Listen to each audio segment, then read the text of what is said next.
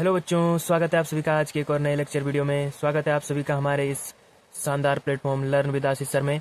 आज हम करने वाले हैं क्लास 9 मैथ्स का सिलेबस स्टार्ट, जिसमें हम सेकंड चैप्टर से स्टार्ट करेंगे। तो जो हमारे पास मैथ्स में सेकंड चैप्टर है वो है बहुपद। ठीक है दोस्तों, इसमें आप नाम से ही समझ पा रहे होंगे कि बहुपद का अर्थ क्या होता है। बहुपद को हम अगर परिभाषा के रूप में लिखें तो हम इसे लिख सकते हैं, बहुपद एक ऐसा गणितीय व्यंजक होता है जिसमें एक से अधिक पद होते हैं। ठीक है बच्चों, आपके समझ में आ रहा होगा कि अगर हम इसको डेफिनेशन के तौर पे देखें तो बहुपद एक ऐसा गणितीय व्यंजक होता है जिसमें एक से अधिक पद होते हैं। इसका अगर हम एग्जाम्पल लें तो बहुपद में हमारे पास आ जाएगा, जैसे हम यहाँ पर लिखें 5x + 2, या इसके उदाहरण में हम लिख सकते हैं 1/2x + 1, या हम यहाँ लिख सकते हैं 5x। ठीक है, ये हमारे पास सारे क्या हो जाएंगे, ये हमारे हो जाएंगे बहुपद। दूसरा जो इसमें हमारे पास मेन पॉइंट है वो है एक चर वाले बहुपद। एक चर वाले बहुपद के नाम ही से पता चल रहा है, एक चर वाले बहुपद का अर्थ होता है जिसमें हमारे पास केवल एक चर हो। जैसे 5x, ठीक है, हमारे पास हो सकता है -1/2y, या हमारे पास हो सकता है -3z। ठीक है, तो ये हमारे पास क्या हो जाएंगे, एक चर वाले बहुपद। नेक्स्ट पॉइंट है हमारा शून्य बहुपद। शून्य बहुपद बेसिकली होते क्या है, शून्य बहुपद का यूज हम कहाँ करते हैं, जब हमारे पास कोई अचर संख्या दी हो और लिखा हो कि हमें इसकी बहुपद की घात ज्ञात करनी है, तो इसे हम बहुपद बनाने के लिए क्या कर सकते हैं, यहाँ पर एक चर पद मान सकते हैं और उसकी घात 0 लगा देंगे, तो ये क्या हो जाएगा, ये शून्य बहुपद हो जाएगा। नेक्स्ट है हमारे पास बहुपद का गुणांक। बहुपद का गुणांक क्या होता है, जैसे हमने एक बहुपद लिखा है 5x + 2, ठीक है, इसको ही मैं यहाँ पे लिख देता हूँ 5x + 2। हमें दिया होगा क्वेश्चन में कि निम्नलिखित बहुपद का गुणांक ज्ञात कीजिए। तो हमें बहुपद का गुणांक ज्ञात करना है तो जो x के साथ गुणा में होते हैं वही क्या होते हैं, गुणांक होते हैं। जैसे मैं यहाँ पे लिखूँ अगर कि x का गुणांक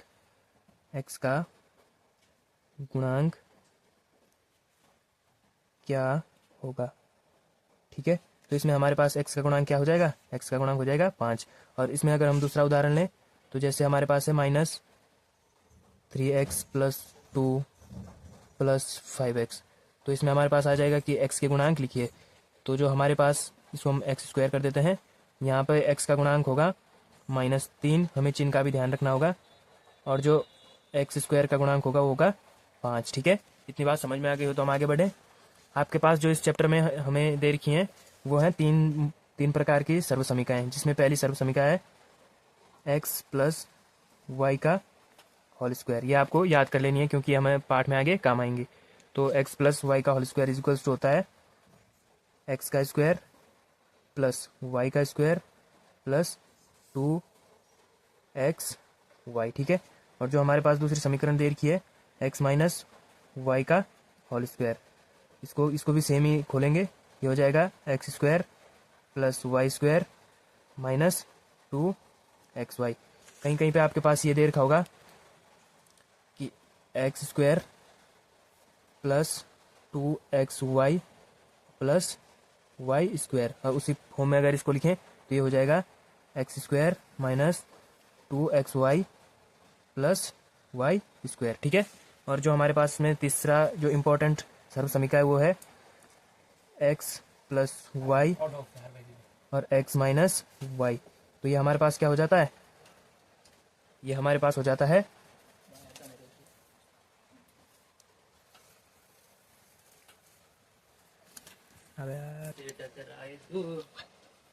तो जो इसका हमारे पास फॉर्मूला होता है x² - y²।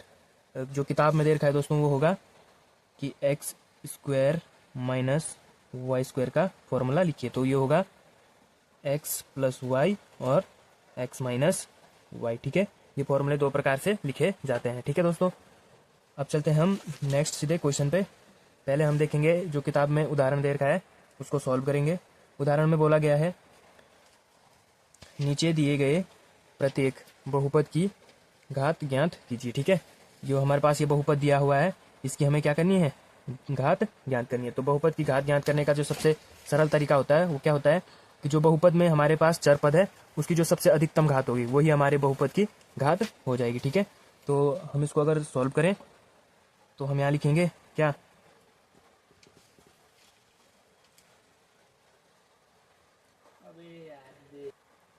तो हम यहाँ पे क्या करेंगे, इसकी जो हम लिखेंगे चर का अधिकतम घातांक, चर का अधिकतम घातांक कितना है, 5 है। अतः बहुपद की घात कितनी हो जाएगी, 5 हो जाएगी। ठीक है, तो हम इसे लिखेंगे अतः बहुपद की घात 5 है। ठीक है, इसी प्रकार से हम नेक्स्ट को सॉल्व करेंगे। 2 minus y square minus y cube plus 2y की पावर 8। ठीक है, तो अगर हम इसको सॉल्व करेंगे तो क्या लिखेंगे इसमें, सेम ऊपर वाले के जैसे। इसमें जो सबसे बड़ी हमें घात दिख रही है वो क्या है, 8 है। ठीक है, तो हम इसमें लिखेंगे चर का अधिकतम घातांक 8 है। अतः बहुपद की घात 8 है। ठीक है, अब हमने पीछे एक कॉन्सेप्ट पढ़ा था वो था शून्य बहुपद, तो उसका यूज हम अभी करने वाले हैं। जो ये हमारे पास 2 दिया हुआ है ये अभी क्या नहीं, ये अभी बहुपद नहीं है, ये केवल क्या है, अचर पद। तो हमें इसे पहले क्या करना है, बहुपद के फॉर्म में लिखना है। तो हम इसे लिख सकते हैं 2x की पावर 0। ठीक है, तो ये हमारा क्या हो जाएगा, ये हमारा हो जाएगा शून्य बहुपद। ठीक है, अब हम आते हैं अपनी प्रश्नावली पे। प्रश्नावली 2.1 को हम पूरा अभी सॉल्व करेंगे। तो इसमें जो हमारे पास पहला क्वेश्चन है वो है निम्नलिखित व्यंजकों में कौन कौन एक चर में बहुपद और कौन कौन नहीं है, कारण के साथ अपने उत्तर दीजिए। ठीक है, तो इसमें हम सॉल्व करेंगे। हम लिखेंगे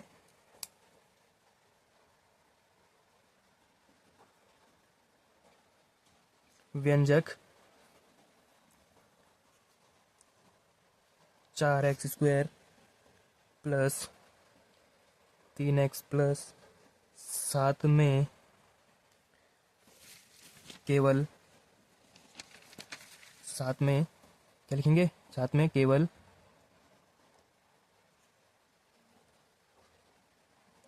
एक चर x है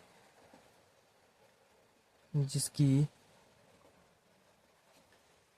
घातें क्या है, जिसकी घातें सभी पदों में धन पूर्णांक है। ठीक है, तो हमने इसका औचित अपना उत्तर भी, कारण भी बता दिया है कि हम इसे ऐसा क्यों लिखेंगे। ठीक है, और इसमें हम एक लाइन लिख सकते हैं कि और गुणांक वास्तविक संख्या है। ठीक है दोस्तों, तो हम इसको ऐसे लिख सकते हैं। नेक्स्ट अगर हम इसको सॉल्व करें तो जो इसका पार्ट 2 होने वाला है उसमें क्या है, इसमें भी सेम डेफिनेशन बनेगी। व्यंजक हम लिखेंगे व्यंजक वाई स्क्वायर प्लस √2 में केवल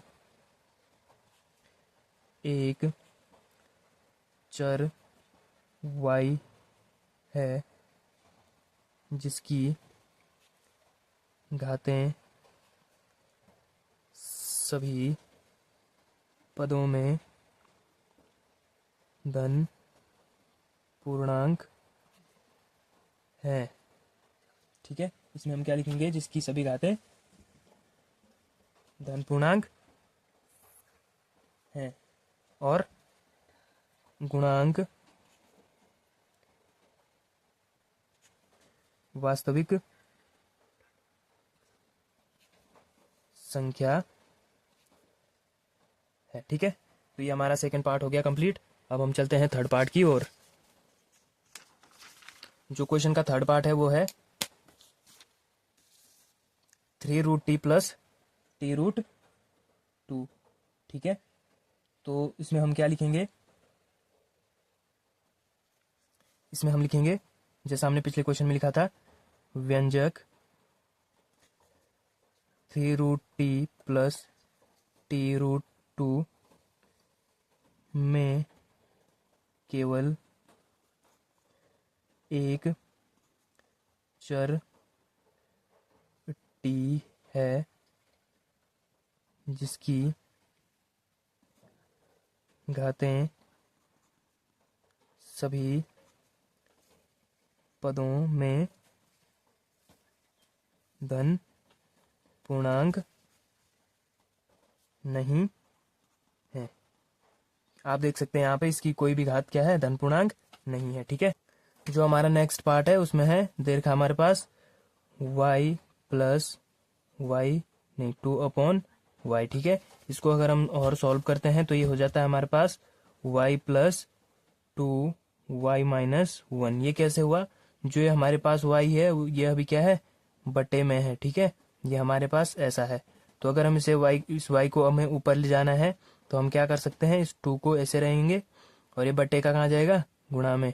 लेकिन इसके साथ क्या हो जाएगा, एक माइनस की पावर भी लग जाएगी। ठीक है, तो ये हमारे पास क्या हो गया, ये हमारे पास हो गया y प्लस 2y-1। बाकी का हम पूरा यही उतारेंगे, व्यंजक लिखेंगे व्यंजक y प्लस 2y में।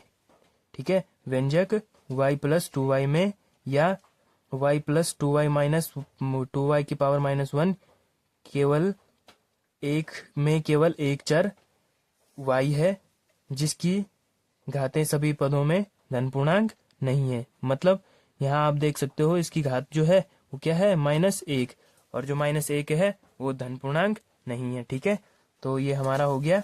अब देखते हैं हम इसका नेक्स्ट क्वेश्चन।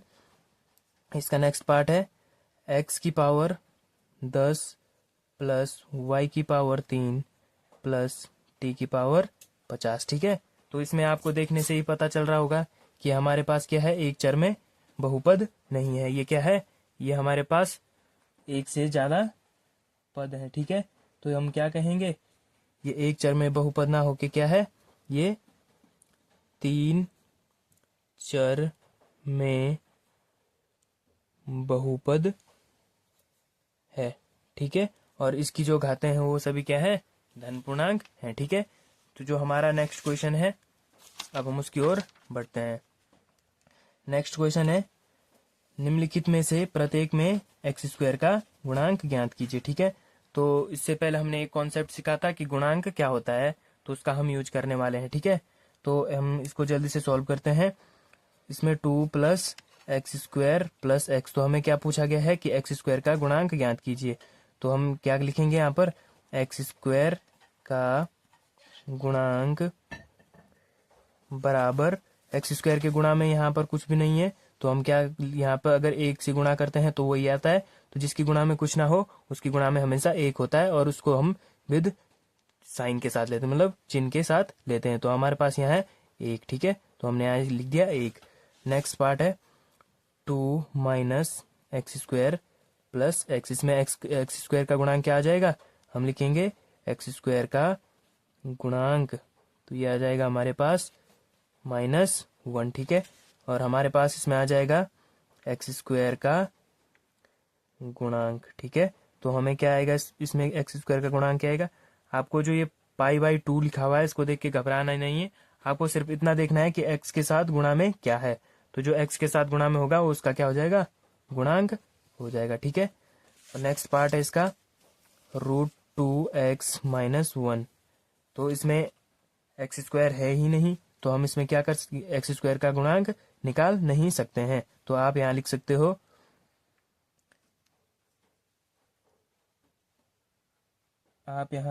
हो कि x² का गुणांक 0 है, क्योंकि इस व्यंजक में x² वाला पद मौजूद नहीं है। तो हम यहाँ लिखेंगे √2x-1 का गुणांक 0 है, क्योंकि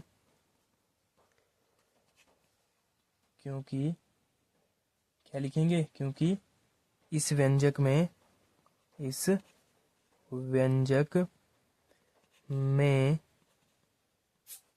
एक्स स्क्वायर वाला पद नहीं है। ठीक है, इतनी बात क्लियर हो गई तो हम आगे बढ़े। जो हमारा नेक्स्ट क्वेश्चन है वो है 35 घात के द्विपद का और 100 घात के एक पदी का एक एक उदाहरण दीजिए। ठीक है, तो ये बहुत नॉर्मल क्वेश्चन है। इसमें हम क्या करेंगे कि 35 घात तथा 100 घात के एक पदी और द्विपद का उदाहरण देंगे। ठीक है, तो पहले हम लिखेंगे 35 घात के द्विपद का उदाहरण। ठीक है, और फिर हम लिखेंगे 100 घात के एक पदी का उदाहरण। ठीक है, तो 35 घात के उदाहरण में हम क्या लिख सकते हैं, 35 के घात के उदाहरण में हम लिख सकते हैं कि 3x की पावर 35 प्लस 10। ठीक है, ये हमारे पास क्या हो जाएगा, ये हमारे पास हो जाएगा 35 की घात के द्विपद, या हम लिख सकते हैं x की पावर 35 प्लस 3, या हम लिख सकते हैं x की पावर 35 माइनस 4। कुल मिला के बात इतनी है कि हमें पावर होगी जो वो 35 रखनी है और बाकी के हमें दो पद ले लेने हैं। ठीक है, और जो हमारे पास नेक्स्ट है 100 घात के एक पदी का उदाहरण, तो इसमें हम क्या देंगे उदाहरण में, इसमें हम लिख सकते हैं x की पावर 100, 2x की पावर 100, या हम लिख सकते हैं माइनस 2x की पावर 100। ठीक है, तो ये हमारे क्या हो जाएंगे, ये हमारे हो जाएंगे 100 की घात के एक पदी का उदाहरण। जो चौथा क्वेश्चन है हमारे पास वो है निम्न बहुपदों में से प्रत्येक बहुपद की घात लिखिए। ठीक है, इसके हमने एग्जाम्पल भी करे थे और अभी हम इस क्वेश्चन को जल्दी से फिनिश करते हैं। तो इसमें पहला जो खंड है वो है 5x cube plus 4x square plus 7। ठीक है, तो इसमें हम लिखेंगे x, नहीं, इसमें हम लिखेंगे बहुपद में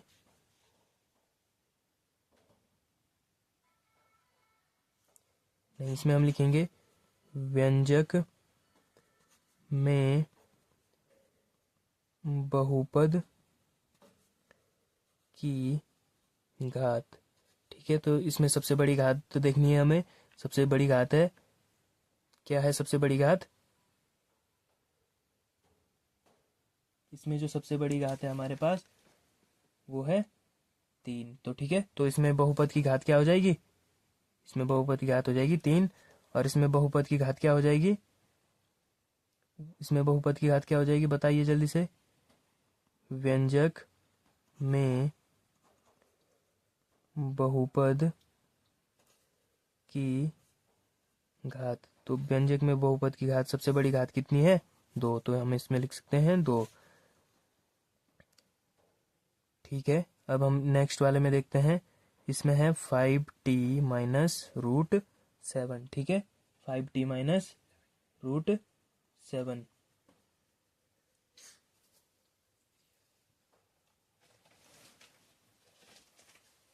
तो इसमें आप देख रहे होंगे कि t की अभी कोई पावर नहीं है, तो इसकी पावर क्या होगी, t की पावर 1 होगी। तो हम लिख सकते हैं व्यंजक में बहुपद की घात क्या हो जाएगी, 1। और जो नेक्स्ट है हमारे पास ये है 3। तो 3 अभी कोई बहुपद नहीं है, तो इसको हम पहले बहुपद में चेंज करेंगे। तो हम इसमें क्या लिख सकते हैं 3x की पावर 0। तो यह क्या हो जाएगा, यह शून्य बहुपद हो जाएगा। ठीक है, अब चलते हैं हम अपने नेक्स्ट क्वेश्चन की और क्वेश्चन नंबर 5। ठीक है, ये हमारे पास लास्ट क्वेश्चन है, इसको जल्दी से खत्म करते हैं और फिर मिलेंगे आपको नेक्स्ट क्लास में। तो अभी जल्दी से इसको देखते हैं।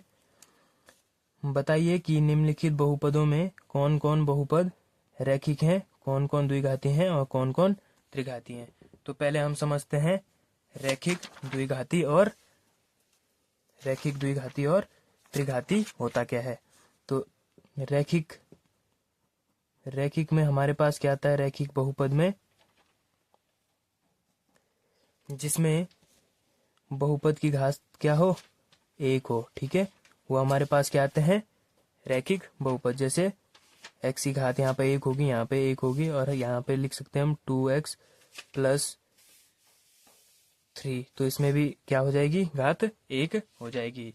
अब बात करते हैं हम, यह है द्विघाती बहुपद। ठीक है, तो इसमें हम लिखेंगे द्विघाती का मतलब क्या होता है, जिसमें x चर पद की सबसे अधिकतम घात कितनी हो, 2 हो, वो क्या हो गया, द्विघाती। तो जैसे x² + 2 या x² 2x² + 3x + 5, तो ये क्या हो गया, द्विघाती। ठीक है, और त्रिघाती में हमारे पास क्या आता है, हम लिखेंगे त्रिघाती। ठीक है, तो त्रिघाती में हमारे पास क्या आता है, जिसकी सबसे बड़ी घात क्या हो, 3, वो क्या होता है, त्रिघाती। जैसे x³ + 2x² + 3x + 5, तो इसमें हमारे पास क्या हो जाएगा, ये त्रिघाती बहुपद हो जाएगा। तो अब हम जल्दी से इस क्वेश्चन को करते हैं सॉल्व। ठीक है, तो इसमें हमारे पास पहला जो खंड है, इसमें दे रखा है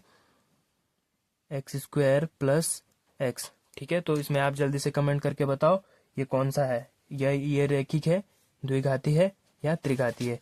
तो आपको अभी बताया था कि जिसमें बहुपद की घात 2 हो तो वो क्या होता है, द्विघाती। तो हम यहाँ लिखेंगे चर पद की अधिकतम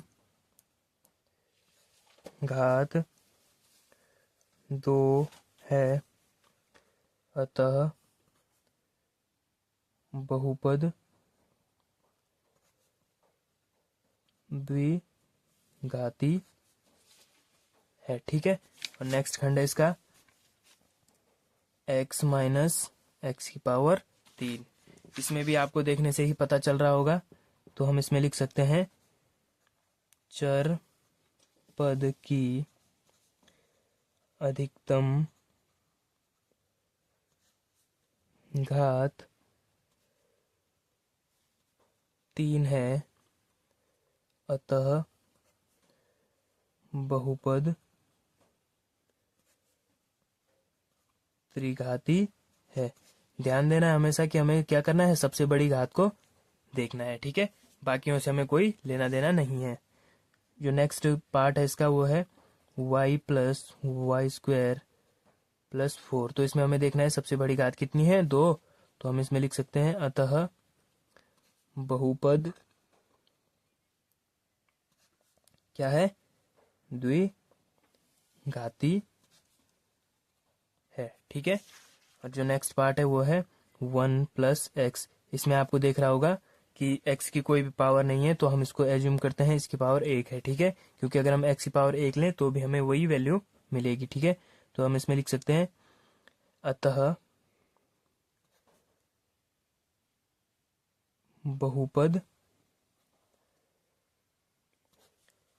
रैखिक है, क्योंकि जो चर पद की अधिकतम घात है वो कितनी है, वो 1 है। इसमें भी सेम ऊपर वाले के जैसे हो जाएगा, क्या हो जाएगा, अतः बहुपद रैखिक है।